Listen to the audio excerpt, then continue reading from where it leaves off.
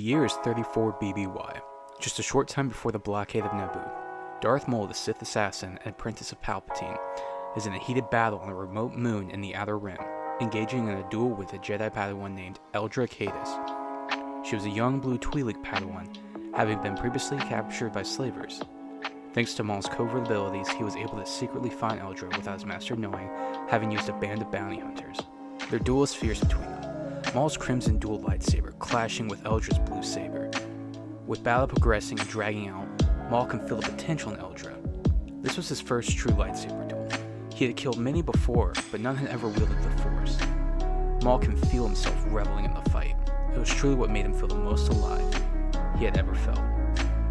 With the fight continuing, he can feel Eldra tapping into the dark side in an attempt to keep up with him. She had much to be angry about, as after being captured by the slavers, she was never rescued by the Order. They had abandoned her, forgotten her, and with that pain, she fought on. Feeling her darkness inside, and having fought her for so long, Maul was truly impressed by Eldra, and pondered if he should actually kill her. Surprisingly, he thinks about turning her, but in the middle of their duel, he notices something just barely out of sight. It was a probe droid hovering close. More specifically, it was one of his droids. He had orchestrated this duel in order to test himself against a true Jedi in secret, but in truth, somehow his master had found out and kept an eye on him. Maul knew what he must do. If Sidious was watching him, then and there was no chance he could let Eldra walk away from his fight. Maul would parry one of her strikes, knocking her blade into the air, and then with a quick stroke, thrusted his blade into her chest. The fight was over, and Maul was the victor. He would watch as the droid would leave the scene afterwards, finally giving one last glance at Eldra's body, gritting his teeth in anger. With his secret mission over, Maul would then eventually meet up with his master on Coruscant after being summoned. Sidious would congratulate Maul on his victory, happy with his progression and training, feeling he was ready for the next task. Maul would be sent on a new mission, this time to the planet of Naboo. He would track down Queen Amidala, who has since gone on the run with a pair of Jedi after escaping the blockade of Naboo. Feeling like he had earned both praise and respect from his master, he graciously accepted the mission. Maul would track them to Tatooine and engage with Qui-Gon Jinn, but would be unable to kill the Jedi Master there, and they would escape back to the core. Yet Maul would get another chance to prove himself. We then fast forward to the duel on Naboo. It would be the most important duel of Maul's life. Having now gained more experience in combat with the Jedi, Maul was able to keep Obi-Wan at bay, focusing much of his effort on Qui-Gon, slowly luring them into a trap. Successfully splitting the duo up, Maul's plan came to fruition. In one quick move, he was able to knock Qui-Gon's weapon away, similar to that of Eldra, and thrust his blade cleanly through his chest. With the Master dead, all that was left was the Padawan. As the ray shield opened, the two engaged next to Jinn's body. Kenobi, now focused and intent on the kill, proved to be quite the challenge. His skills were better than that of Eldra's, but still not up to par. Maul moves the fight next to the pit and sets Kenobi up, blasting him with the Force. The fight was over. Maul was overcome with joy. He had flawlessly planned and executed this plan to defeat the Jedi. Looking over the ledge, Maul noticed Kenobi barely hanging on, just out of the reach of his blade. This was amusing to him. If only his master could see how he had handled the Jedi. Obi-Wan could feel Maul's mind trailing off. It was as if he wasn't even there. Obi-Wan reached out through the Force, detecting his master's lightsaber. Maul, still in his own thoughts, felt a sudden shift in the Force. Looking down at Kenobi to see if it was him, Maul suddenly caught off guard and cut in half by Kenobi, who had leapt over him. Things begin to go black for Maul, as he quickly feels the life force begin to drain from him. How could this be? How could he have been so careless? Victory was his.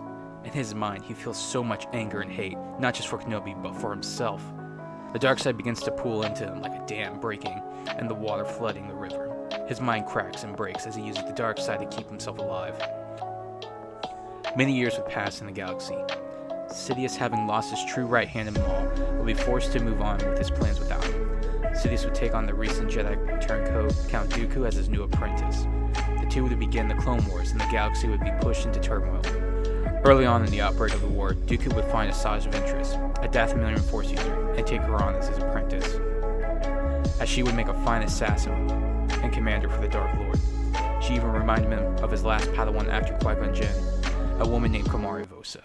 For the next 2 years in the war, Ventress would become a fine student growing much in the Force, so much so Dooku began to feel confident in possibly overthrowing Sidious with the help of Ventress and Grievous. Yet Dooku would be forced into a tough position. Sidious would take notice of Ventress' growth, and seeing her as a threat, ordered Dooku to kill her. Ventress would survive this betrayal, having nearly been killed. Eventually she would return home to Dathomir, and with the help of Mother Talzin, she would find aid through the Zabrak mail Savage would press. Magically enhancing this already strong warrior in the Force, they would use Savage as a sleeper agent. Dooku would take Savage as his apprentice, training him in the dark side of the Force in lightsaber combat. Eventually, the time to strike would come.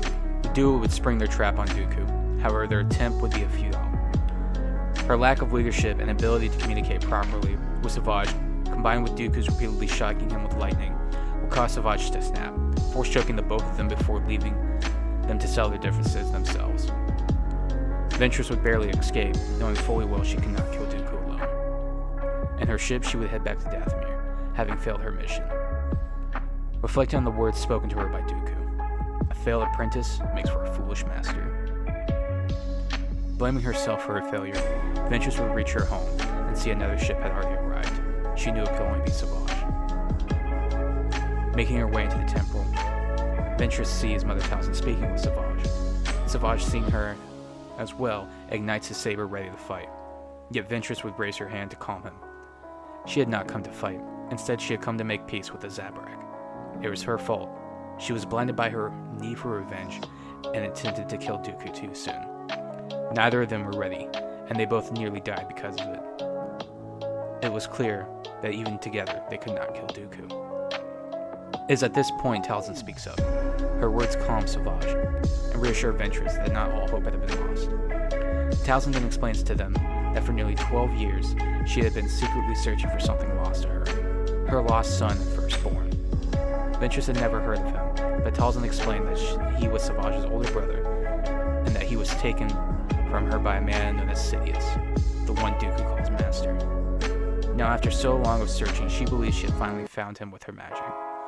She explained that if Maul is truly alive, then he would be the key needed to kill Dooku and his master Darth Sidious. Using a charm given to them by Talzin, the duo would spend the next few weeks tracking down Maul. They would eventually reach a junk planet, only to learn that what they were searching for has long since been found and taken off planet. After interrogating some workers, they would learn that a bounty hunter had come and taken them off world. This bounty hunter's name was Cad Bane. The two would track down Bane, putting a fake bounty on him to lure him out.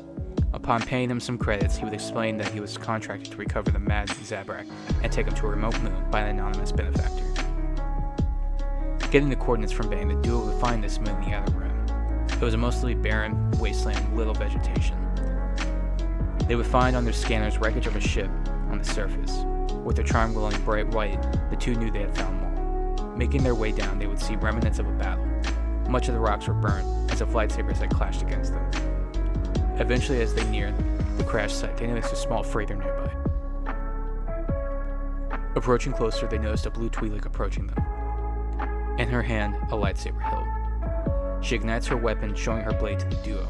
They were shocked. Why would a Jedi be out here? They both would claim that they had come from Maul, with Savage speaking up, that he was his brother, and that if she stood in his way, he would kill her. Hearing this, the Jedi depowered her weapon. She felt relief with their arrival. She would introduce herself to them as Eldra Cadis, and she had hoped for a long time that somebody would call to find Maul. Eldra would point to the wreckage and tell them that Maul was in fact alive, but warns he was not well, and that they should not let their guard down. He may be sick in state, but he was still powerful in the Force. Descending into the ship, Ventress would ask who Eldra was to Maul. Eldra would explain to them both that over a decade ago, Maul freed her from captivity from slavers after being captured. Eventually, her and Maul would duel in order to test his might. During the duel, though, he proved too much for her. For a moment, she believed she would die as he struck her down. She had felt the blade start to penetrate her body, and from the pain, she passed out. Yet she would later wake up being cared for by bounty hunters in an unknown location. She would soon find a message left by Maul, explaining his gratitude for the fight and potential he sees in her. Maul would then explain that they were being watched by his master, and he was forced to strike her down. Yet he believed she would be more useful to him if she was alive. Maul had left her a communicator and explained that one day he may need to call and hoped that she would be there for him, for he had spared her. Upon hearing of his defeat on Naboo, Eldra snuck away from the Order, and with the help of bounty hunter Cad Bane and a few others, she eventually found Maul and brought him to the place where they first met. She knew he would be safe there, and would periodically return with food and supplies to care for him. The trio would finally find Maul in his ship. His presence was shocking for Savage and Ventress. He was clearly mad, drunk and addicted on the dark side, as if it was the very thing keeping him alive. His body was connected to various droid parts, turning into some sort of hybrid cyborg monster. It would take some time, but the trio would be able to get Maul into their ship, even almost getting into a lightsaber fight with him, as his crazed state made him difficult to control. Yet luckily for them, Eldra had spent many years with Maul, and her presence made it easier for them to move him. With Maul now in tow, they head back to Dathomir. And that is where we will leave our story today. Thank you everyone for listening to the story. If you enjoyed it, please leave a like and comment. As the beginning of the video suggests, this is the first chapter of a new Darth Maul series fanfic I'm starting to write. I'm really happy and excited about it, as I've already written the first few episodes and have begun tightening up the script and everything. For the story, I also wanted Ventress to be more present, as I believe that if Ventress had just utterly failed against Dooku with Savage, I don't think she would just up and abandon Savage. I feel like she would more than likely try to find him immediately, as in a sense he was like her creation. I don't think she would just abandon him until he goes on a massive killing spree.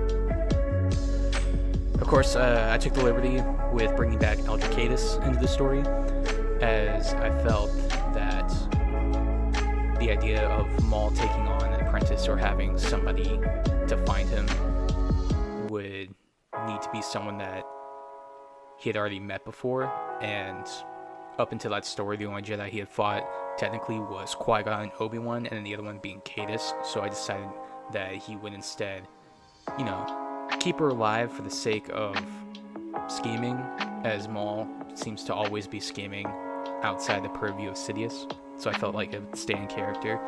And from the comics with Eldra, I believe she would more than likely, if she was kept alive, follow Maul, as she had suggested she had already wanted to be his apprentice.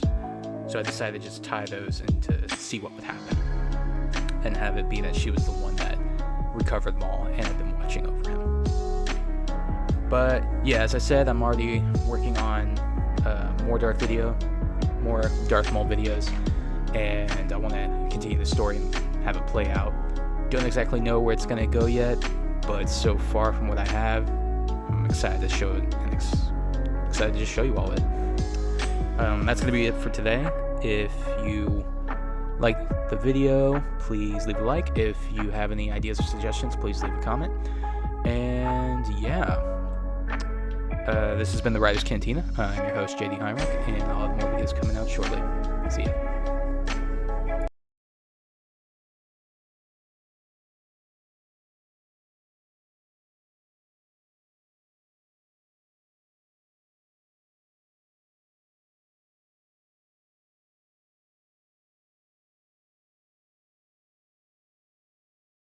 Your story opens to Savage and Ventress, son and daughter of Dathomir, arriving once more to their homeworld. Within their possession is the lost son, and his keeper, the former Jedi Padawan, Aly-Ghosts. They, under the guidance and assistance of Mother Talzin, had been able to seek out the former Sith Lord. Yet what they had found was not exactly what they had been looking for. Maul had been using the dark side to keep himself alive, and in the process, his mind had been fractured, shattered to pieces as the dark side fueled his essence. However, now that he was being returned home, perhaps Mother Talzin could help him with her magic. Landing their ship and disembarking, the trio noticed Maul chattering to himself, unwilling to leave the ship. Talzin, approaching the group, took notice of the state of her son. A sense of anger and injustice came over her. Sidious had stolen her child, and now he comes home to her broken and in despair. Using her magic, she places Maul into a trance, rendering him unconscious. Talzin then orders Ventress to fetch the Ichor, while ordering Savage to take Maul into the temple. Eldra asks what she can do to help, but Talzin simply thanks her for keeping her son alive all these years. She then tells Eldra to stay close and watch her work. she will return her son to them. Within the temple, Savage lays his brother down on a slab. Talzin orders the removal of the cybernetics from his body. Meanwhile, a coffin descends upon them and lays next to Maul. With Ventress bringing the Ichor over to Talzin, the Great Witch begins to chant her mantras. Using the deep secrets and incantations she had long learned over her many years of life, Maul began to hover in the air. The coffin next to him opened as green fog and smoke plumed out. Inside was a corpse of another Zabrak. It was relatively fresh, with decomposition only recently setting in. With Talzin still chanting, the corpse began to be covered in the Ichor before being swallowed whole by it. The mass then washed over Maul in his entirety. He lit up as if he himself was on fire. Maul screamed in pain and agony as he burned. Eldra thought to rush over to Maul, but was stopped by Ventress, who urged her to watch closely. In front of their very eyes, Maul's lower half of his body began to animate and form. Maul himself was shocked by the sudden pains he felt, but what soon caught him even more off guard was the surge of feeling he had from below his waist. He could feel his muscles in his calves, the blood flowing down to his toes. His legs, he could feel his legs. Better yet, he could sense the force was suddenly growing stronger as well. It was as if a piece of him in the force was removed, but now put back. Maul, still crazed from the pain, crackled with laughter and his agony. Finally, as Talzin finished her ritual, Maul collapsed back on the bed once more, passed out. Talzin then stepped forward towards her son and placed her hands near his head. She had fixed his body, now it was time to fix his mind. Maul woke in a strange place. It was black as if he stood in a void, yet still all around him walkways of light stretching endlessly in all directions. Maul questioned where he was, and in response he heard his mother's voice. It was familiar yet foreign to him. A voice he had long forgotten the sound of, but always craved to hear. She spoke to him that she is attempting to piece his mind back together, but he alone must decide what that looks like. Maul is suddenly taken back into a point in his past he had never forgotten.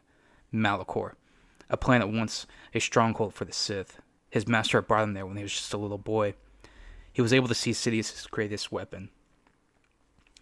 He was to be Sidious's greatest weapon, a rightful heir to the great line of the Sith. Maul watched his younger self approaching the shadowed remnants of the lost Dark Lords. He knew what was to become next of him. Maul watches as his younger self is suddenly attacked by the spirits of the ancient Sith, pouring into his body all of the anger, their rage, their malice, and their pride. At that point, for Maul, there was no turning back. No other option for him after that. Maul continues to see himself like a shadow, seeing his life under the servitude of Sidious. The abuse, the training, the torture, the growth, the madness, the power, the slavery, the death, the plan. There was only ever the plan. And then finally, his end. Maul glimpses a version of himself if he was never found by Sidious. By all accounts, with his strength in the Force, he would have more than likely been a Jedi. The idea makes Maul laugh. Him? A Jedi? Yet as Maul continues to feel out in the Force, he feels the galaxy in chaos. His master's plan had begun without him. Once Maul saw himself as irreplaceable, yet here he was tossed aside by his master. He felt another darkness in the galaxy, one not as strong as Sidious, yet still present. It was his replacement for sure. Finally, Maul's visions ended on Naboo. It was his duel with the two Jedi, Qui-Gon Jinn and Obi-Wan Kenobi. Talzin asked Maul who he blamed for his predicament. His immediate reaction was Kenobi. He was the one that cut him in half, the one who forced him into madness. To which Talzin shuts him down, asking once again who he blames for his loss in the fight. Maul thinks about it, and next blames himself. He was drunk on power and victory, and he let his guard down. Again, for a second time, Talzin shuts him down. She asks him who put those thoughts and beliefs in his head, who trained him to be prideful and an arrogant warrior of the Sith, who made him the weapon he was. Maul finally came to the conclusion. It was the one person who was the heart to blame for everything that had happened to him. Maul woke from his trance as a black cloud of ash blew out from his mouth like an exhaust fan. The screams and cries of the ancient Dark Lords fled his body. Talzin tapped her finger on Maul's head as he awoke. His eyes are sapphire blue, a color that had not been visible for decades. Maul rose from his slab slowly, feeling every part of his legs work. Glancing around, he saw the trio of Ventress, Eldra, and Savage, standing in awe at his awakening. Maul raised his hand to the trio, and a display of power raised both Ventress and Savage into the air. With his other hand, pulled their sabers to him. Eldra steps forward to calm him for a moment. Maul is silent, yet he soon recognizes Eldra standing in front of him. He smiles and releases the others. Maul then takes his chance to test his new legs and goes for a run, rushing outside, feeling the dirt and rock underneath his feet. He snickers and chuckles to himself, and in a moment of pure joy screams out, his voice echoing into the Force. 3 days would come and go. Throughout this time, Maul would sit in silence meditating. He was absorbing all he could from the Force, getting grasps on the state of the galaxy. Normally, he would struggle to meditate, but thanks to Talzin's magic, his mind was the clearest it had been in his entire life. This clarity and balance within him had unlocked a new sense in the Force from Maul. Finally, after his time in meditation, he came back to the others. Ventress was helping train Savage and lightsaber basics of Forms 1 and 3. He was a tank, and she wanted to teach him to utilize it. Eldra herself had also meditated, unsure of what to do with her life now. She avoided the Order and the war to keep watch over Maul. She didn't know for sure where her place now lay. Seeing Maul walk down in the temple, she saw him and walked over. She had not seen this version of him since their duel years ago. He was standing tall and confident. Ventress and Savage also looked in amazement. His presence in the Force was the strongest they had felt, other than Dooku and perhaps maybe Skywalker. Maul would then ask the Maul how it was possible for him to still be alive. Eldra would explain how she came to possess and watch over him. Ventress would then speak of time with Dooku and how Savage came to be. Talzin herself would then explain that his legs were the final parting gift from his youngest brother Farrell, who through his passing solidified the rebirths of both Savage and Maul. Ventress then point out his eyes. They were no longer had the Sith glow from the dark side. Maul would explain that his time as a Sith was over. That form of him had long since perished. He was now just Maul, formerly Darth. Maul would then assure them that he had long since had his own ideas and ambitions and believed that now was the time to begin them. He promised that pretender Dooku would face their justice. That man in the shadow, his former master, would fall. As for the Jedi, while he no longer had war with them, the Jedi themselves would surely come for them. Then he would make sure they were powerless to stop them. The first phase of Maul's plan would begin with him tasking Ventress to recover battle plans and defense schematics of the CIS. To do so, she would go to the planet of Raxus and infiltrate the CIS Senate Council. Next, Eldra would be tasked with returning to the Jedi Temple in Coruscant. There, she is tasked with identifying any potential allies to grow their collective. Meanwhile, Maul and Savage would be tasked with forming the foundation of power and connections. His first target would be the closest group of known pirates in the sector. A fleet of Weequay pirates under the pirate lord named Hondo and Naka. Savage and Maul's first stop would be an Outer Rim space station that acted as a bank vault for a nearby trade line. There, the two droids would make easy work of the security. Savage and Maul's first stop would be an Outer Rim space station that acted as a bank vault for a nearby trade line. There, the two would make easy work of the security droids, stealing a great deal of wealth from the vault. With a great amount of credits, Maul would then seek out the pirates. They would come in their ships to meet him. There, he would offer them payments if they forsake Hondo and join his ranks. Most would see the credits and agree, but when others didn't, Maul let Savage kill them. With a small force now under his control, Maul would make his way to the planet of Florum, the main base of Hondo. He would then offer Hondo the same deal, join him or die. Hondo and his loyalists would refuse the offer, and a battle would ensue between the two pirate factions. Their ships begin to deal catastrophic damage to each other, as Maul lands and begins the assault on Hondo's base. The two brothers prove way too much for Hondo, as he begins to barricade himself by sending out... The two brothers prove way too much for Hondo, who begins to barricade himself in. He would then send out a distress call to a former Jedi ally of his, Obi-Wan Kenobi. Luckily for Hondo, Kenobi was close to Florum. He, along with a task force of Jedi, including Adi-Gallia, Vulif Van, and Quinlan Voss, had been on the hunt for Savage, being that he was a rogue synth apprentice in the eyes of the Jedi. The Jedi would descend on the planet, ready to fight Savage, yet none would be ready when Maul showed himself to the Jedi, especially Kenobi. Obi-Wan would question if it really was him, and Maul would respond, saying he wondered what became of Kenobi after he killed his master. The four Jedi would ignite their green and blue blades. The 6 saber-wielders were engaged in a 2v4. Savage battling the much smaller Aly-Ghosts and the Wolfman Jedi, Vuluf. Master Vuluf proved to be more difficult for the two, standing his ground to Savage's powerful strikes. However, Adi barely made much of a difference.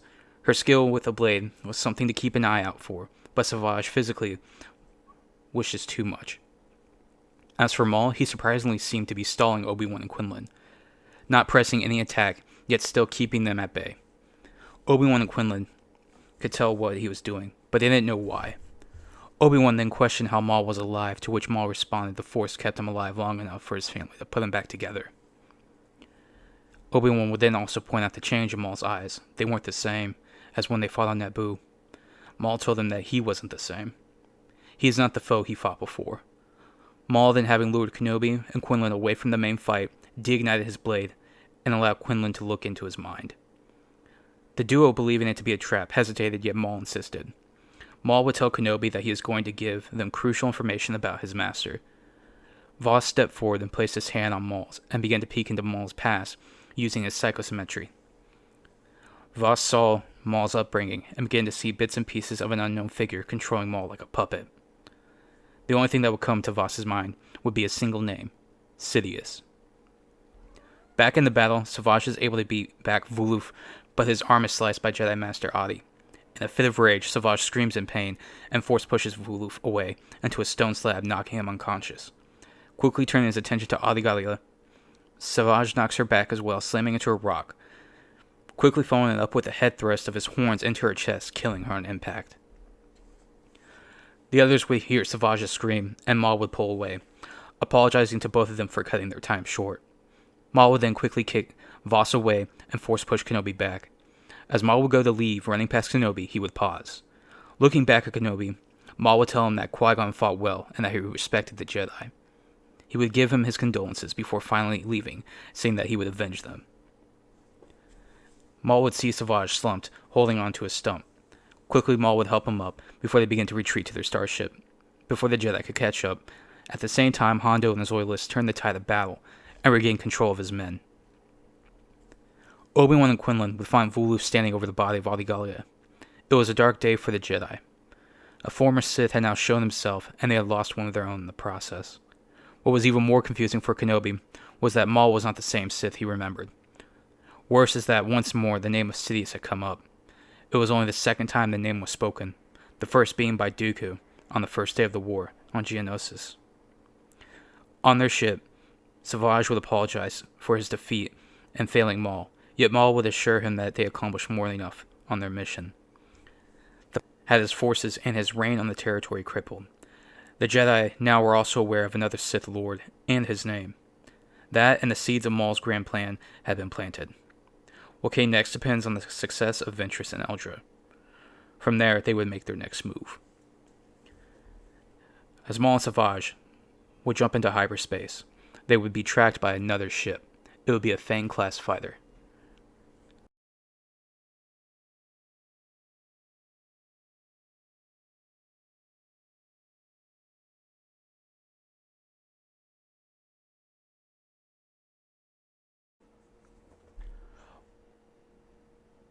Once again, our story begins with Maul and Savage in deep space.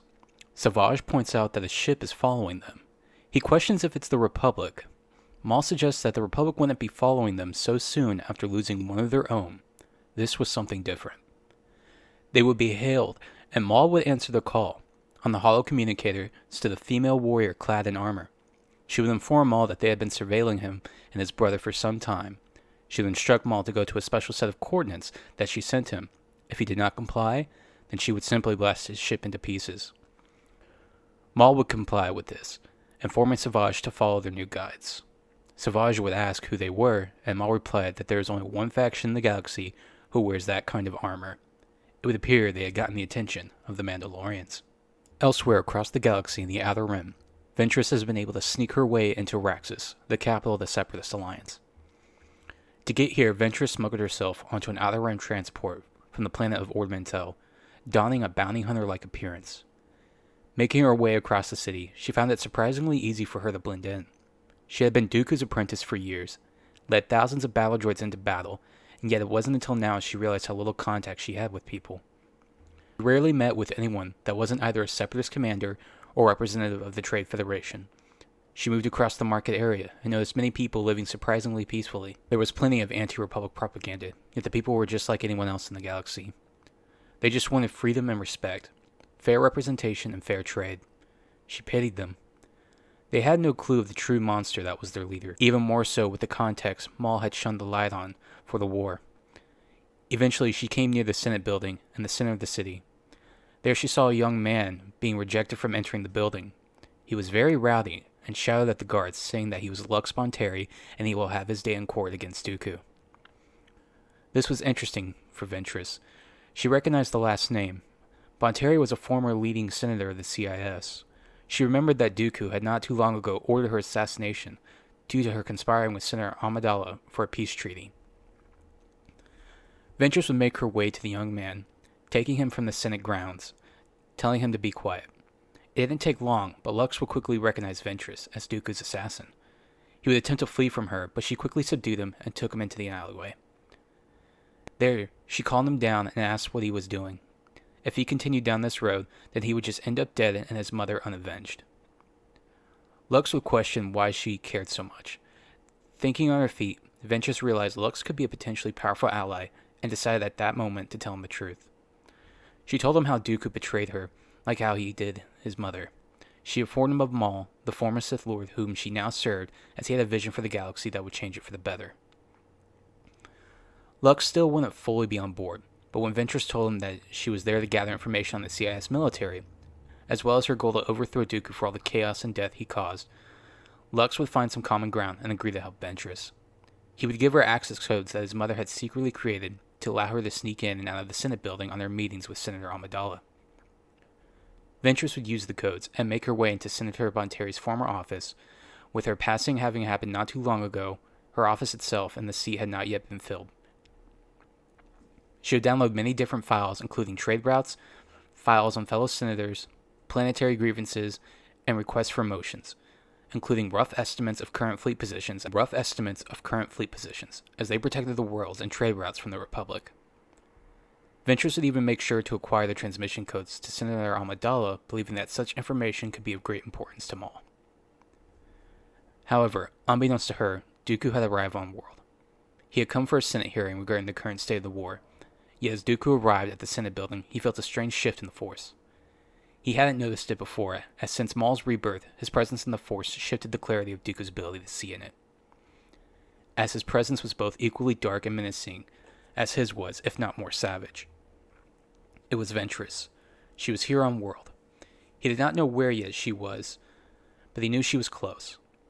He would quietly dispatch his commander droids to scour the Senate building. Yet by the time they made it to Senator Bonteri's office, she was gone. Thanks to Lux, the two were able to make it to the spaceport without being detected. When Ventress offered Lux to come with her, he would decline, saying that whoever Maul was, he wanted no business with either Jedi or Sith. Yet he would tell her that he hopes her plans to defeat Dooku would succeed. Ventress would wish him luck and tell him that if and when he needs their help to reach out, and they would answer. Lux thanked her and headed off towards a different ship. Ventress boarded her shuttle and departed, making her way back to Dathomir. As for Dooku, sensing Ventress was no longer on the planet, felt that it was now too dangerous to allow both her and Savage to run rampant. He would deal with them, as well as Talzin, permanently. Dooku would call General Grievous and order him to take an army to Dathomir, wipe out the witches once and for all. Grievous would graciously accept this command. He had long wanted to rid himself of the witch, and now was the time. Across the galaxy, Eldra returned to the Jedi Temple once more. Not too many had been aware of her true whereabouts, yet she found it oddly easy to re-enter the temple. She lied about joining the Service Corps years ago, using self-made missions as cover for her caretaking of Maul. Yet when the war broke out, she thought for sure the Council or somebody would have noticed her departure. But in fact, it was the opposite. It was as if she never left. No one had noticed her absence. That stung like a dagger for Eldra. She thought after all these years she gave to the Jedi, they would care if she was gone.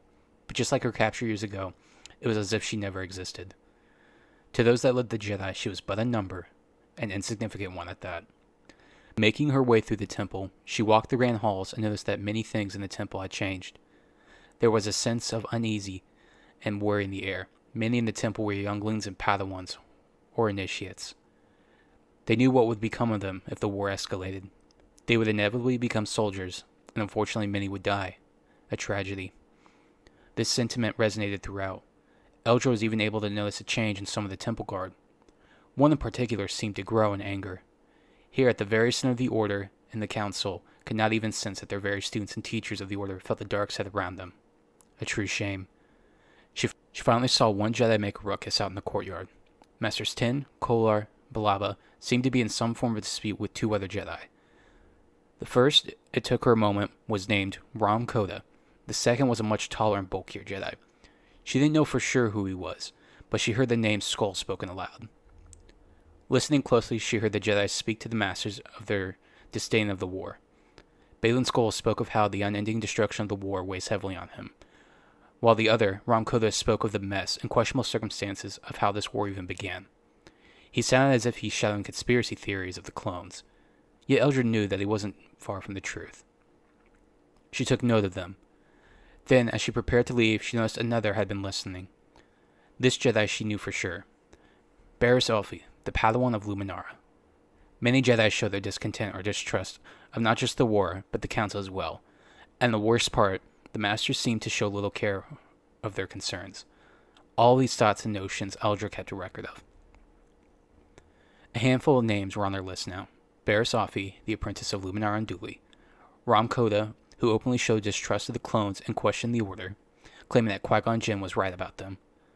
Baylan Skoll, who did his duty, but the weight of the war rested heavily on him. He now began to question many of the teachings he'd learned, and whether there was any point to it at all. But for now, if he was needed to defend the people for peace, he would fight. Next, a Jedi Knight named Kinto Merrick, who seemed to be hiding his thoughts on attachments. When Eldra spoke to him of the Order, he stayed pretty quiet on the matter, but talked about how no one is immune to love, and for the Jedi to detach themselves from it was detrimental. Eldra agreed on the matter, and even thought about Maul. She didn't quite know for sure what she felt towards him, but there was definitely something. For Jedi, they were supposed to both love and cherish life, yet detach themselves from it. It made no sense. Another on her list was a young Padawan named Zet Jukasa, who wanted to refrain from fighting more in the war. He had seen some action and believed that he himself was better suited away from the battlefield, as he saw himself as well as many others like him too young to lead men into battle. Then there were two recently discovered and rescued Jedi Padawans from a jungle moon. Their names were Omer and Jinx. Both had chosen to stay at the temple after surviving weeks, if not months, on the moon, avoiding Trandoshan hunters. They had suffered great trauma, and what was worse, the Jedi never actually sought them out. It was by luck that Ahsoka Tano, the Padawan of Anakin Skywalker, they were able to combat their captors. Lastly, a youngling named Petro, whose training was cut short by the war, and felt as though the Jedi were intentionally holding him back, as if they did not trust him. To an extent, it was true. Petro showed similar traits to that of a young Anakin Skywalker, and the Council felt that if they could avoid having another Skywalker, they would. Everyone on our list had serious hang-ups with the Order, and they seemed to border on the idea of staying or not. Each one was a potential ally for Eldra and Maul. She would eventually see a shuttle arrive in one of the temple's main hangars. Masters Kenobi, Voss, and Vuluv had returned from some kind of mission. Unfortunately for them, they were bringing back a fallen comrade. She would inquire what happened and learn of the engagement with Savage and Maul. Voss and Obi-Wan would pick up on her curiosity, yet neither of them would choose to pursue the matter as they discussed what to do with the Council. Eldra, on the other hand, would reach out to Maul, yet there would be no answer. This would cause her to worry, as she knew that at the very least Savage was wounded. As she would reach out once more, trying to call him, she was called out by another. Turning around, she saw Quinlan Voss approaching her. Ventress would be the first to arrive back on Dathomir. She would meet with Mother Talzin, who at this point had begun mustering the Coven of Night Sisters. Ventress would give Talzin the information she had gathered, but their reunion would be cut short. As large shadows began to cast over the temple and the nearby ground, the pair would look up to see 3 Magnificent-class frigates hovering in low orbit. Transports and dropships began to rain down on the surface of the planet. Talzin was quick to act, telling the witches to ready their defenses. She would ready her magic to aid in the fight. As for Ventress, she was more stunned at the moment. While she did believe there would be retaliation of her actions, she did not expect to be so off guard by it. Maul and the others were off-world at this point. They were alone. Hundreds of battle droids began marching on the temple.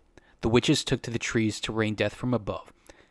Talzin, seeing how outnumbered and outgunned they were, began to work her dark magic with another elder, and together they started their ritual. They would call upon the fallen and ancient sisters of their order to once more rise and fight for their sisters. Hundreds of husk-like coffins began to sprout and open. The corpses stood and straightened themselves as the green mist of the dark magic of Dathomir woke them from their eternal slumber. The horde was awoken. Ventress looked on as the undead charged from the shadows and mist into the battle, ripping droids apart. As blaster bolts ripped into their bodies, they continued to fight on. Commando droids began to assault the treetops as they scaled the branches to combat the witches. Ventress found herself in a heated battle against the droids, watching many of her sisters fall. This battle, though, was still, in many aspects, one-sided. Thinking fast, Ventress decided that the only thing she could do was attempt to cut off the head of the snake, and with a contingent of sisters made her way to the closest droid dropship, where she sensed the hatred and bloodlust, the strongest. Arriving on point, she saw General Grievous waiting for her. He had a number of commando droids and Magna Guards waiting with him, yet seeing Ventress challenge him, he took pleasure at the prospect of killing her with his bare hands. Ventress was ready, igniting her blades and readying her stance. Yet Grievous was not Kenobi, or Skywalker, or even Dooku. With his cybernetics, he leapt toward her with such a force it was as if a speeder had flown at her. She had no choice but to leap out of the way, feeling the ground shake underneath his weight. He quickly ignited all 4 blades, attempting to kill her quickly. Ventress blocked and parried, but she knew immediately that while she was a better swordsman, his strength and speed was far behind hers. Within a short time, she found herself dodging more and using her 2 blades to keep him from touching her. Getting desperate at this monstrous machine grinding away at her defense, she quickly called on the Force, and in a quick instant, Force pushed him back away from her. Yet Grievous would use his talons on his feet to grab down on the ground and hold on. The other sisters attacked, seeing Ventress struggling to aid her. The duel quickly became a brawl, and with the other droids joining in as well. Grievous, with his arms, holds one sister in the air as he stabs her with an open hand, while another arm cuts down the second. Suddenly, Ventress sees it in the corner of her eye, and one of her sisters attempts to leap onto Grievous with a thermal detonator, but he catches her with his foot and slams her into the ground. Then, as Ventress runs to aid her sister, there is an explosion. Ventress would wake to fire and ruin. Everything was quiet all around, lay dismantled droids and corpses still smoking and sizzling from blaster fire. She would limp her way back to the temple, just in time to see Grievous and his Magna Guards exiting the temple and boarding his shuttle.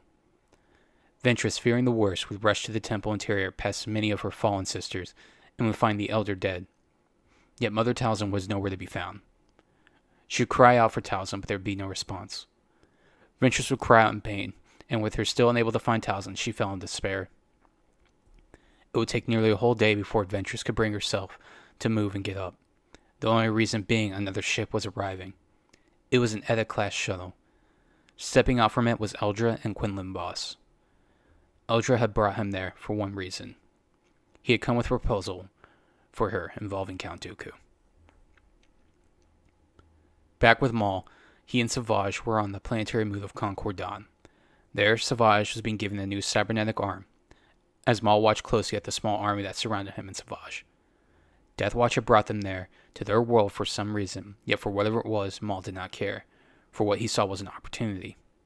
The leader of the Mandalorians entered the medical tent, taking off his helmet, claiming that he was Bree Vizsla, and extended his hand. Maul shook his hand in return, introducing himself in kind.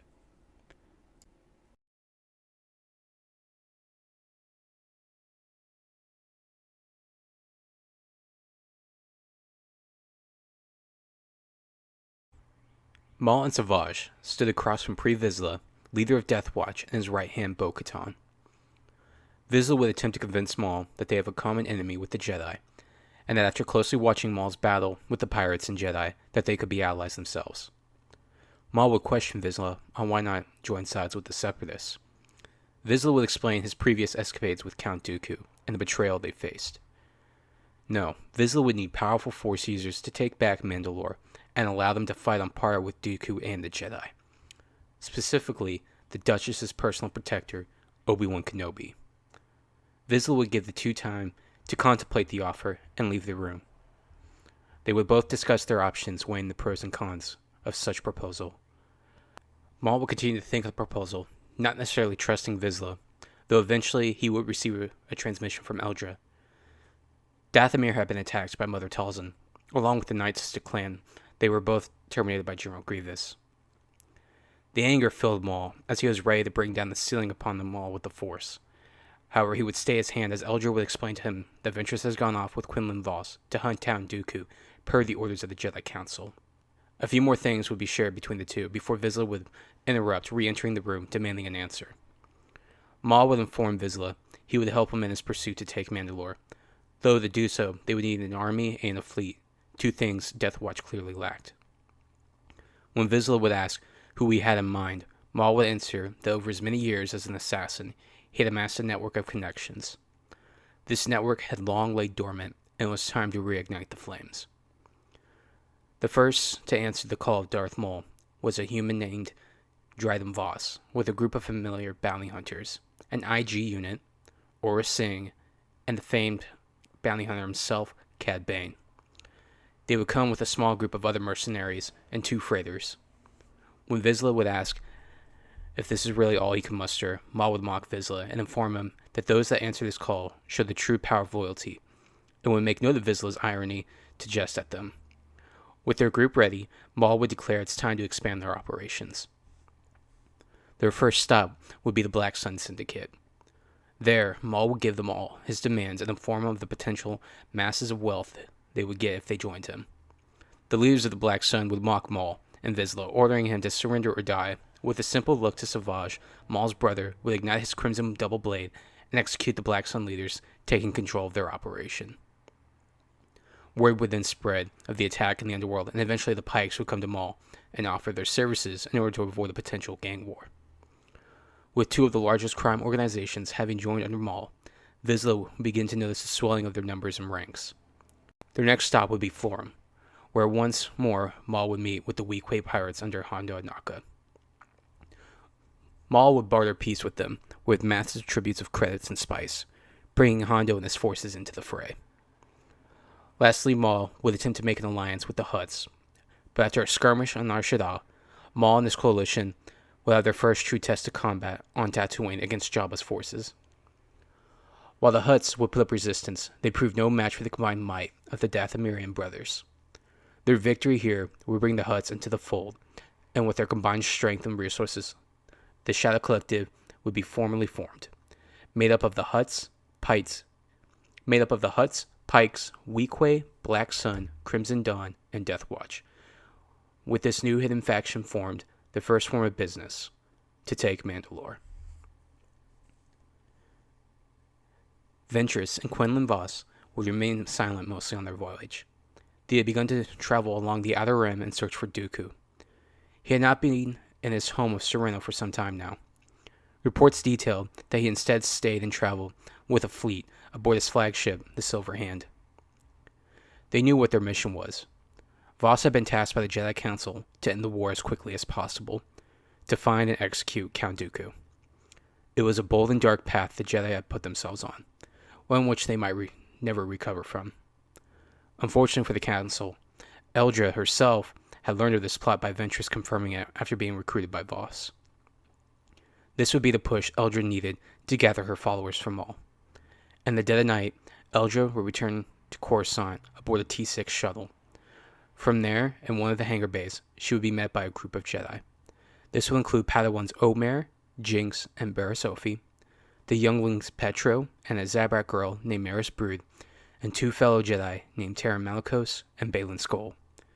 They would leave Coruscant that night, though they would not be the only ones to do so.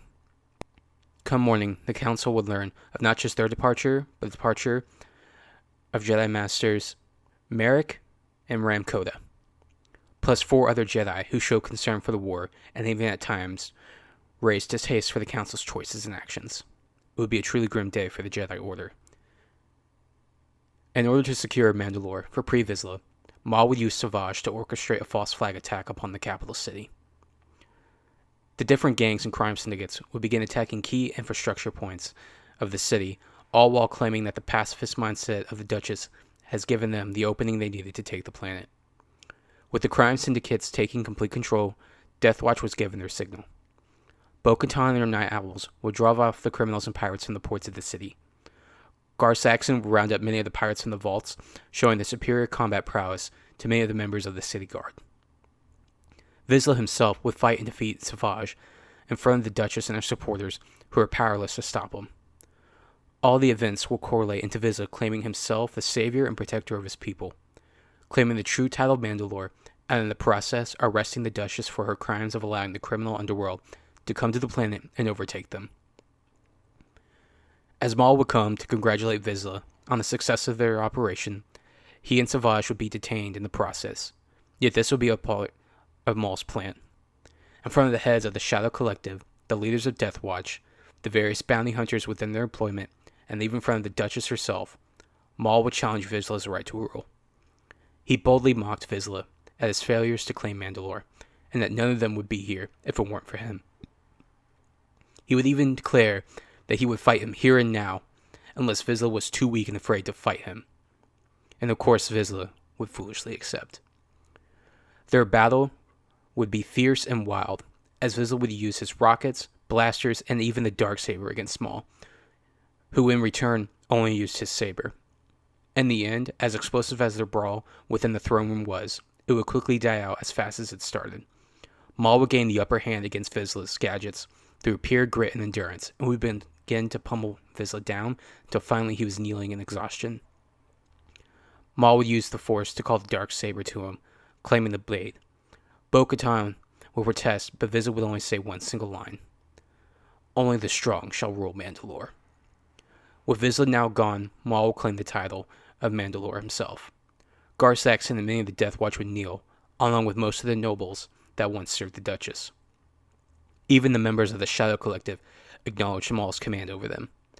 Bo-Katan and her Night Owls would be the only ones to protest Maul's rule, but he would cut her off by choking her with the Force. Only releasing her under the Duchess's cry, Maul would give his first decree as a ruler. He would begin with re-establishing the Duchess Satine as the ruler of Mandalore. This action would be confusing for most, yet Maul would continue. Concord Dawn would be the new home base of the capital of the Shadow Collective, with Governor Alamac as the liaison between the Collective and the Duchess. She would be allowed to keep her rule and neutrality, but only because Maul allowed it so. Her city guard would also be integrated within Death Watch's super commandos, turning the band of mercenaries into a sizable army. Maul would then inform them that their peace and neutrality shall stay in place as long as Mandalore pays a tribute to the Collective. This tribute would turn the Collective into a defensive wall between the Clone Wars and the League of Neutral Systems. Every system that Mandalore touches in trade with its League would fall under the protection of the Collective and its fleets and armies. Maul, within a matter of weeks, had turned the many crime syndicates and pirate gangs of the galaxy into a mercenary force that could rival the Republic and the Separatists. To allow for a more peaceful transition to all, Maul would promise that the Collective would not operate its businesses on any of the neutral systems. They would also begin offering aid to the many planets of the galaxy affected by the war. The Duchess would question all these actions by Maul, who would explain plainly to her that there is only one true way to survive this war for he and those he leads. Within the eyes of the galaxy, they would be its saviors, and in turn, have the side of the people. With the people at their backs, it doesn't matter what will come of them. Their movement and network would live on. The Duchess would explain that Maul is bringing them peace and protection, but only at the threat of a sword. Maul would argue that those who wish to live but refuse to fight for it have no say in how they're kept safe and alive. Before leaving, Maul would tell the Duchess that he expects she would want to inform Kenobi of the events that transpired here. He would say that she was free to do so, but would remind her that the League of Neutral Systems stands on the grounds of the Republic not coming to Mandalore. The Duchess would be left to mull over everything that's happened to her, alone on her throne.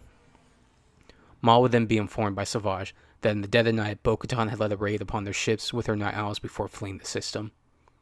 A line had been drawn against Maul's rule, but for now he had more important things at hand. Ventress was on the hunt for Dooku with the Jedi. They had lost Talzin and the Night Sisters as well. They had gained their victory and secured their survival, but at a heavy cost. Now it was time to begin their second phase of Maul's grand plan. He looked up to see a T-6 shuttle land, and stepping out would be Eldra and her followers. the new acolytes and first members of Maul's secret empire, his Imperial Shadow Guard.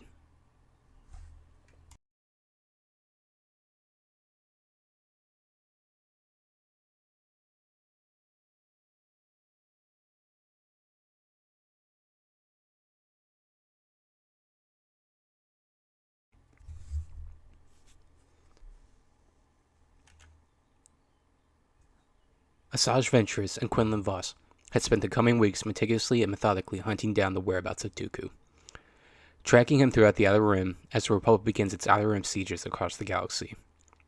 Over this time, they would have numerous run-ins with pirates, slavers, smugglers, and bounty hunters, as word would get to the Count about the survival of his former apprentice. It would be during this time the two would grow closer to one another, showing signs of interest in each other, igniting parts of interest she did not fully believe possible. Unfortunately for Dooku and his master, many of the criminals in the underworld of the galaxy seemed to become more militant and organized.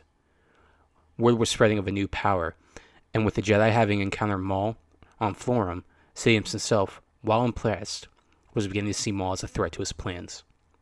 Lucky for Sidious, Dooku had begun to spring his plan into motion to stop his former apprentice and their new supposed master, a plan to discredit and dismantle the Jedi even further. On Mandalore, Obi-Wan Kenobi would arrive, having received word from Satine about the Death Watch taking over. Yet he would be greatly surprised by the revelation that Satine was once more in power. Even more surprising would be the obvious militarization of the Mandalorian people, once more drawing their armors of old. When he would ask what's happening and if she was okay, she would inform him that things are okay now and Pre Vizsla was no longer alive. The threat of Death Watch was no more. They would be given much time to catch up as they would spend the day together, even talking about their feelings towards one another.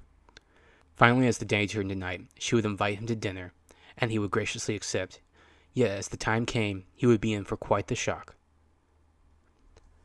Elsewhere, on the planet of Raxus, Dooku would be making his first public appearance in a long time, as a celebration and gala would be held for the leaders of the Confederacy to discuss the war effort and how they plan on repelling the clone army. Many would be in attendance of the gathering. Most of the high officials and senators, as well as the heads of the Secret Council of the CIS. It would be here that Ventress and Vos would get their one chance to take out Dooku, with the lucky help of a young senator turned freedom fighter named Lux Bonteri. For the past few months, he had kept his head down and slowly been moving his family funds in secret to support numerous guerrilla movements across the galaxy. It would be during this time Lux would make contact with an up-and-coming pirate named Tiber Zan, who would connect him with his allies known as the Shadow Collective. The duo, with the help of Lux, would infiltrate the party and begin to make their move on Dooku, waiting for the perfect time to strike. The chance would come when Dooku would go to discuss the war with the Secret Council in a separate area of the Senate Palace. They would track Dooku down and enter the Senate chambers, ready to end the war. Yet, instead of the Secret Council, they would be met with a more shocking presence. Count Dooku had been preparing for their arrival and had summoned forth his many operatives, a number of dark acolytes he had recruited from the Jedi Order after the Battle of Geonosis. A Zabrak named Kadrian Say, former Jedi Master Sora Bulk, and a Jedi Knight named Tul Skor.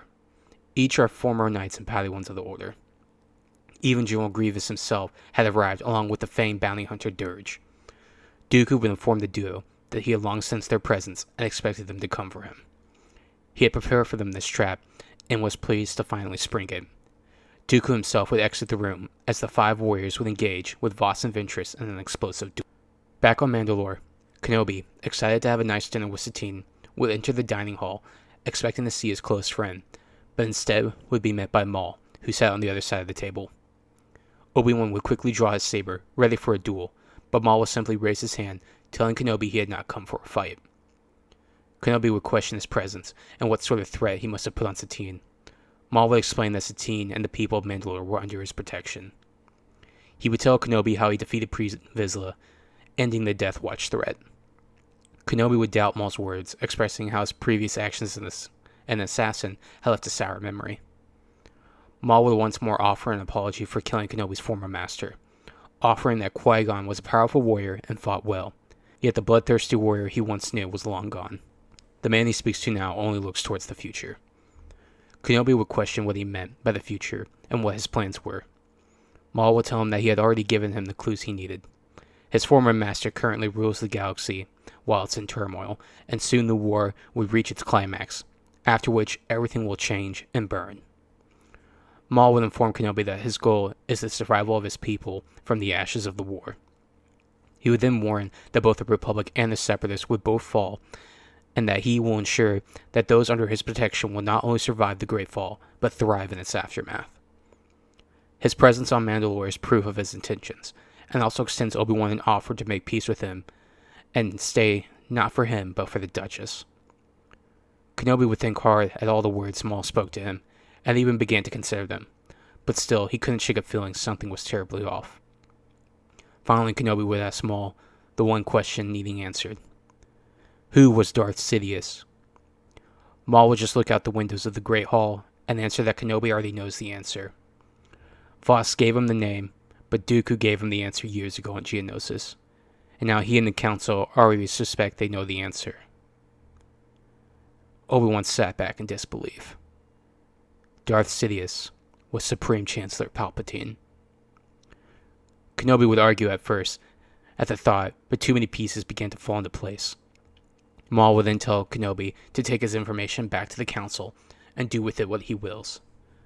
Kenobi would ask what Maul's plans on doing next, and Maul would just simply respond, "It's already happening." Back on Raxus, Ventress and Voss, exhausted and battered, stood with their backs against the wall. The three Dark Acolytes had proved very powerful, and with the added help of Grievous and Dirge, it was too much for the two to handle. Grievous would mock the two, laughing at how easily they were outsmarted by Dooku. Ventress would just tell them to get on with it, as she stood defiantly. Even Voss would stand once more next to her, vowing not to leave her alone. Then suddenly the blast doors would open, catching everyone's attention. Savage would enter the room with Talon Malicos, Baylan Skoll, and Barriss Offee. Voss would recognize the former Jedi with Savage and question why they were there. Dirge would be the first to turn on the intruders, but the four Force users would reach out with the Force in unison, and in a display of power and control, explode the bounty hunter like a balloon. The tide had clearly turned in the room, and Grievous had chosen not to stick around for it. The general would quickly attempt to leave, fighting Ventress and Voss once more in order to get past them. Talon and Barriss would both duel the female Zabrak Kadrian, being able to beat her in a lightsaber duel and cut her down. Baylan, in a great display of talent and restraint, would surgically cut down the Acolyte Skur's defenses, piercing his chest with a saber. Lastly, Savage, in a wild display of both power and skill, would smash through Bulk's defenses, smashing him against the wall and disarming him. Bulk would attempt to fight him with his bare hands, but Savage was too much of a powerhouse in his physical department. He would break Bulk's arms before impaling him with his saber. Lastly, Grievous himself would be able to escape the scene, beating back Voss and Ventress. He would inform Dooku of his failure, explaining that the others, possibly Jedi, had arrived and intervened. However, as Grievous entered orbit, he would witness dozens of ships engaging the defense fleet, with dozens more already destroyed. As Grievous reached his ship, ready to engage the pirate threat that arrived, he was informed by his tactical droids that the ships were already jumping out of the system. Whatever their goal or objective was, it had already been accomplished. On Coruscant, Palpatine would sense a shift in the Force, in his office, before receiving a transmission. It would be his former apprentice, who was now calling him out for his poor teachings and failures to plan for the impossible. Maul would then reveal that he had captured Count Dooku and was now holding him captive on Mandalore. He would then give his former master a choice: either come and face him like a man, or watch everything he built burn in front of him.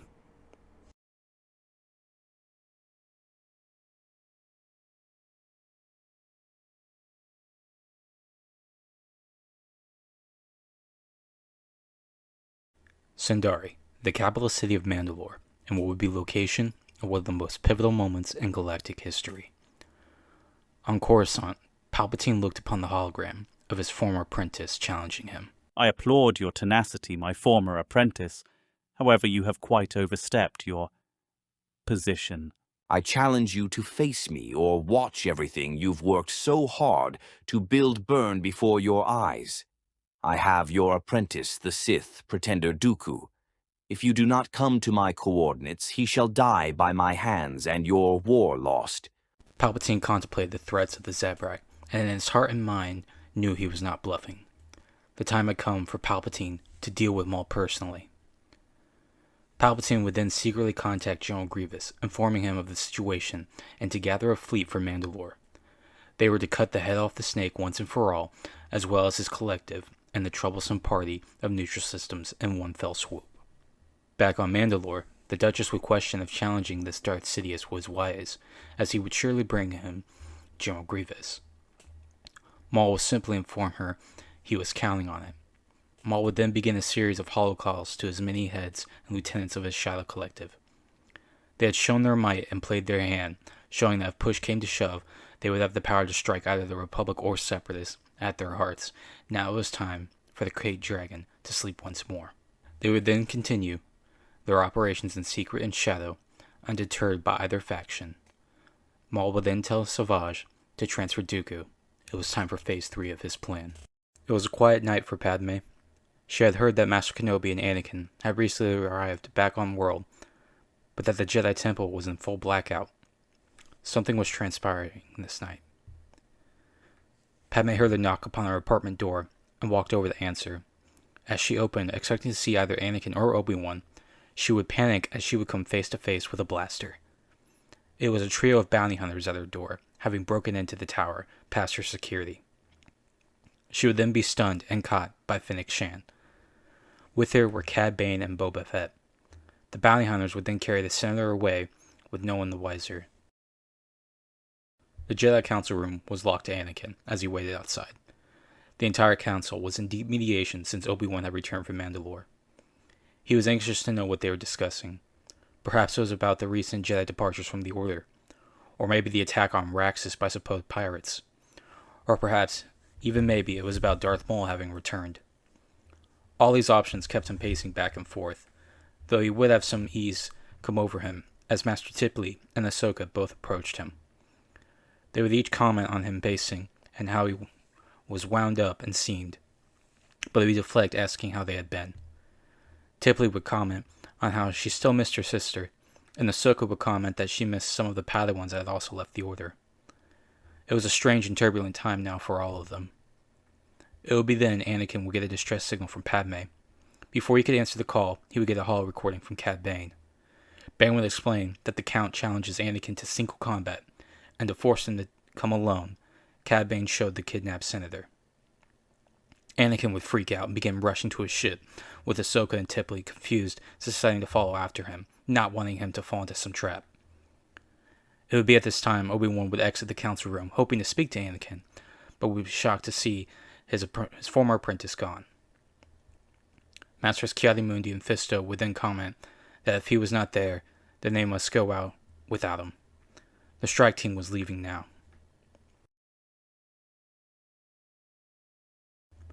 Across the galaxy, General Grievous's fleet appeared out of hyperspace above the planet of Mandalore. He had brought with him his capital ship, the Silent Hand, a Lucrehulk battleship, and 6 Munificent-class frigates. It was an invasion fleet that had come to squash the Shadow Collective in its entirety. Only as they exited hyperspace, opening fire upon the few picket ships in the area, they soon realized there was no defense fleet. Grievous, confident in the idea of the Collective running and hiding instead of fighting, unleashed his vulture droids upon the planet. Maul would then advise the Duchess to make a call.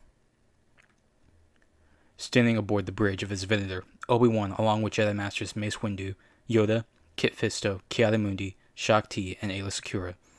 They were preparing a lockdown of the planet of Kamino, after the recent information they had received from Darth Maul.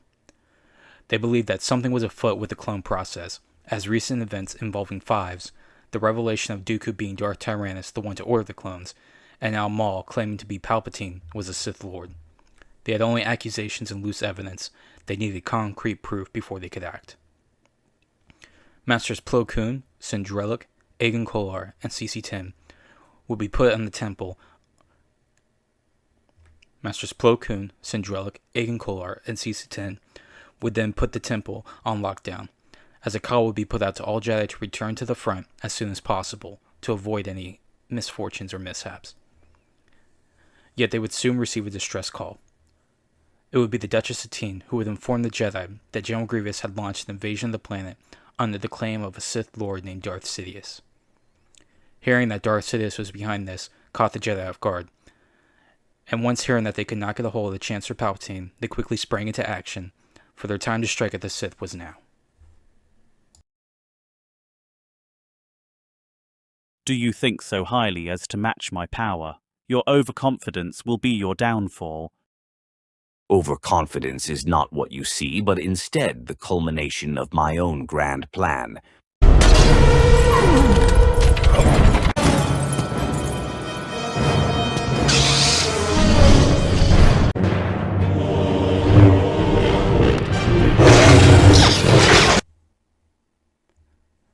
The Zabrak brothers, Maul and Savage, moved in sync around Darth Sidious, swinging and twirling their blades in hopes to keep the Sith Lord off balance. Yet for all their ploys, Sidious danced in between their strikes, returning his own in kind. For every thrust he parried, for every swing he dodged, it was impossible to land a blow on him. Yet surprisingly, the brothers' onslaught made it increasingly difficult for Sidious to land a blow of his own. Forced to keep the two separated, he continued to target the weaker of the two, that being Savage. Yet the brute would not go down without a fight. Savage, mustering his strength, would bravely charge and bum rush Sidious, sending him flying. Yet Maul saw the fall in his brother's attack, as they would all be pulled out of the throne room. Maul struggled to regain his footing, but as he looked up, he was forced to watch as Sidious impaled his stunned brother. Maul ignored his former master, rushing to his brother's side. As Savage passed, Maul could hear and see the battle raging on above their heads and outside the city. Sidious was too focused to notice, or perhaps too confident to care. Maul readied his blade once more, the two ending in another ferocious clash.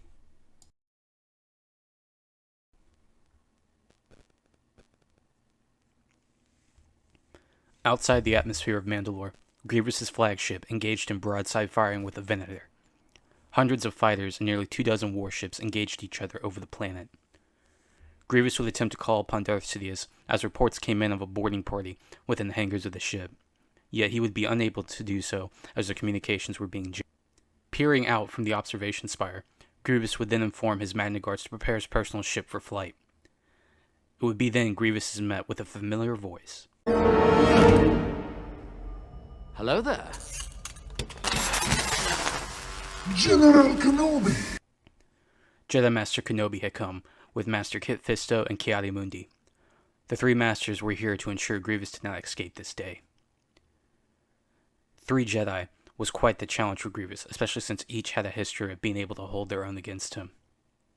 Kenobi was the first target for this cyborg, lashing out with all 4 of his sabers, yet Kenobi was able to stonewall the general with his masterful Form 3 technique. Masters Mundi and Fisto moved to flank the general, forcing him to lash out. Fisto would dodge the assault, force pulling one of the general's extra sabers, igniting the blade and engaging in Jarkai dueling. Feeling the pressure, Grievous would leap after Mundi, hoping to smash him under his attack, yet Ki-Adi-Mundi would hold his ground, blocking the blades. Grievous could not win this battle against the trio, and with no other option attempted to flee. Yet in his attempt would be careless, leading 3 of his 4 hands in his assault to be cut by the Jedi. Stunned and enraged, he would attempt to strike Kenobi, who parried the blade, allowing Fisto and Mundi to strike at the general's chest, cutting the cyborg in half.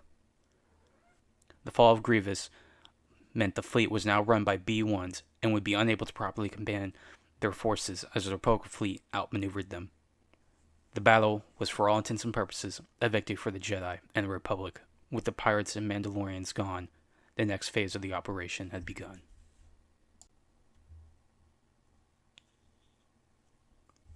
Dooku attempted to understand what was happening. How was he back at home, and why was Padme there? Unfortunately, he would not have time for answers, as he quickly found himself set upon by Ventress and Quinlan Vos. The pair struck out at the Sith Lord, hoping to catch him off guard, yet they still find it quite difficult to land a blow on him. Dooku twirled about, moving between the two, keeping them separate, forcing Ventress to be on the defense while avoiding Vos's attack. Quinlan would then hear from Ventress to save Padme. That's why they were there. Dooku cut one of her sabers in half before attempting to strike a blow, but was stopped when the doors of the room opened. "Dooku!" Anakin shouted. With him were Masters Tipley and Ahsoka Tano. Count Dooku, you are under arrest. Your reign of terror in the galaxy ends today. You got my message, Voss spoke up. Dooku, seeing the Jedi enter, quickly disarmed and cut Ventress open, kicking her back. Voss would attempt to come to her rescue, but Dooku would use force lightning upon him, sending him flying back unconscious. Dooku would then take a deep breath and recompose himself. Whatever was happening did not matter. He could sense Skywalker's anger and power. He would have to fight his hardest in this duel if he wished to leave.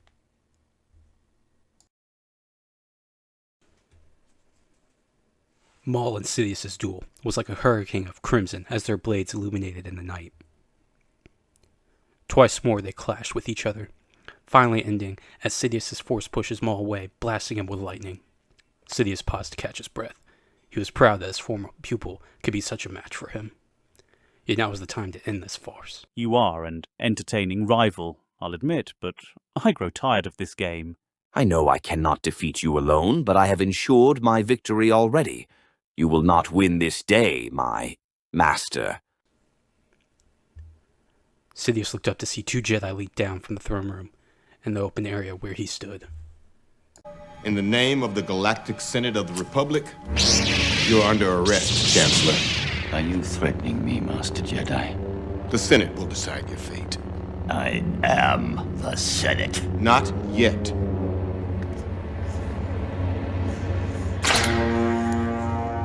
It's treason, then.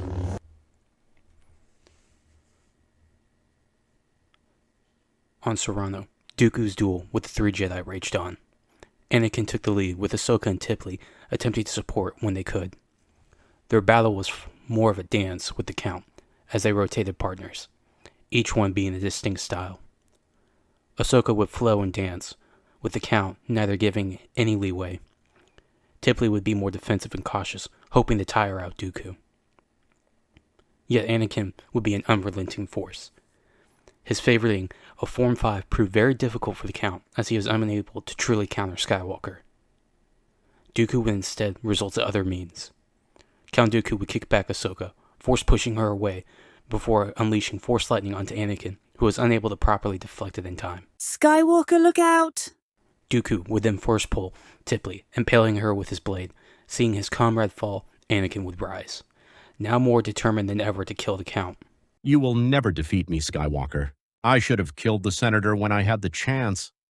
After everything he's done, all the Jedi he's killed, people he's enslaved, and destruction he's caused, even the constant threat of the life of his pregnant wife. No more, Anakin thought.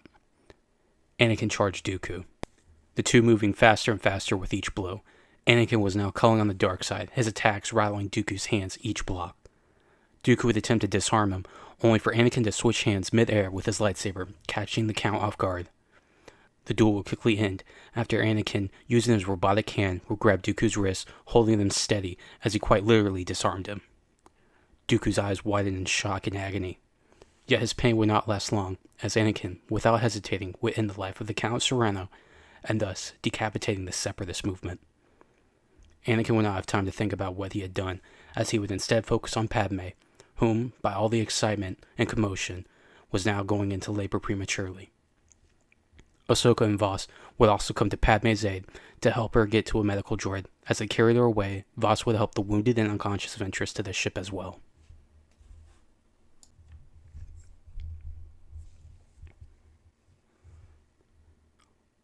Maul, Windu, and Yoda each took their turns attacking and deflecting strikes from Palpatine, who now at this point was being cornered. Yoda was a green flurry unlike anything Maul had seen. He kept leaping from point to point, parrying strike for strike with the Sith Lord. And as for Windu, something was off in the Force, and Maul could sense it. It was as if the dark side itself, from his master, was being channeled into Windu, and then back at him. Even more so, the Jedi moved and parried strikes so swiftly and perfect, it was as if he could see the very future and how to perfectly counter Sidious. These two were the highest of the Order, the ones Sidious warned to never engage, and as of today, Maul knew precisely why. Streaks of red, purple, and green flung in the air, a cosmic swirl of Force energy between the three. In terms of the Force, they were equal, but in terms of lightsaber combat, the Jedi were proving more than a match for Sidious. They were actually winning. Yet still, they needed just a bit more if they were to truly beat the Dark Lord. Maul, feeling his wounded body, would give himself a boost of energy as he pounded on his wounds, the dark side channeling within him. He would then ignite his lightsaber and darksaber. As Sidious and Windu reached a pause, Yoda landed next to them, ready to end their fight. Sidious, then surprisingly, would unleash a powerful force scream stunning the two Jedi. As he tried to capitalize, Maul would appear, blocking the attack. The two would let everything they have on each other, with Maul even kicking back the Dark Lord. As Sidious flipped in the air to land, he was beset by Maul, who called on the Jedi to strike now when they had the chance. Maul, foregoing all sense of safety, would wrap his arms around Sidious, holding him in place from behind. Sidious would then turn about his sabers to stab Maul, much like he did Savage, but would leave himself open long enough to see a purple and green blade swipe across his neck and chest. Palpatine, Darth Sidious, was dead. Yoda and Windu would take a moment to catch their breath. They had finally killed the Sith Lord. And as they recuperated, they would see Maul standing over the body of Savage. When they gave each other a look, trying to figure out what to do, Maul was gone by the time they looked back to see. Over the coming weeks, much in the galaxy would change. The CIS would collapse without its leaders as the Outer Rim sieges took place. The Republic would be shaken by the reveal that Palpatine was a part of the CIS and actively destroying the Republic from within, which itself caused great chaos within the Senate. Yet it would be the Senate's new Chancellor, Bail Organa, and his Vice-Chancellor, Mon Mothma, to bring back trust and stability to the Republic, thanks to the help of both the Clone Army and the Jedi. Padme would give birth to her twins, Luke and Leia, who, by chance, would be perfectly fine and healthy. Anakin, no longer wishing to hide who his family was and who he was from the Order, and shaken by his faith in his teachers, since the man he considered a father turned out to be a Sith Lord, would leave the Order instead, choosing to raise his children and family. Ahsoka would be knighted for her participation with Dooku, and a funeral held for Master Tipley. As for the collective, no one truly knows what happened to them. Reports would come in from time to time of pirates or Mandalorian mercenaries bearing the mark of the collective, yet nothing would be concrete. However, wherever they went, the only true thing to take note of was the sudden arrival of law and order within the Outer Rim, attributed to said mercenaries. Asajj and Voss would both leave the Order, choosing each other over their factions, and would not be seen or heard from again. As for Eldra, some years passed now, and she found herself strangely on the planet of Malachor 5, along with many of the Force users she initially left the Order with. There, she along with her companions approached the temple, listening to a hollow recording. My dear Eldra, for these many years you have stood by my side and been a loyal friend. After today I shall disappear as the war comes to a close, but take heart known that I shall not be gone forever. The collective shall go into hiding and work from the shadows just as it always was meant to. When the time is right, I shall summon you and our followers once more. Until that time, be safe and remember, the Force is always with us. Maul would look upon his former allies once more, and would see that with Eldra was a child, a young Zabrak named Farrell. And that is where I'm finally going to wrap up What If Darth Maul Won the Clone Wars. So, essentially, as you guys probably can tell with the story, technically the Republic wins.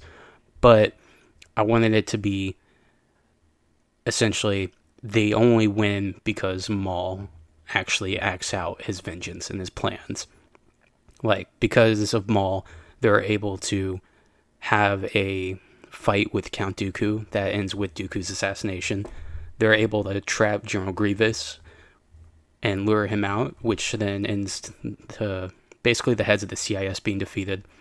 And then Maul doing all this and challenging Darth Sidious and everything and luring him into a trap with the Jedi basically foils all Sidious's plans, and thus Maul technically won the game of the Clone Wars. and by the end of it, his faction, basically the least untouched by the war, would eventually like take control of the criminal underworld in the Outer Rim. As for he, years later, when, you know, there isn't any more heat or anything off him, he and his followers would come back. Essentially where I'm leaving it. But yeah, it took me a while to finally get all this done and out for you guys. I hope you enjoyed all the new things I added to this video, such as like the AI voicing, music, sound effects, anything else I added in here. I put in a lot of effort, and I think it shows, and I'm just really happy to finally get out for you guys. I have more stuff on the way, more things I'm excited about, and I can't wait to share it all with you. So if you like this video, go ahead and hit the like button, share with your friends, go ahead and subscribe to the channel.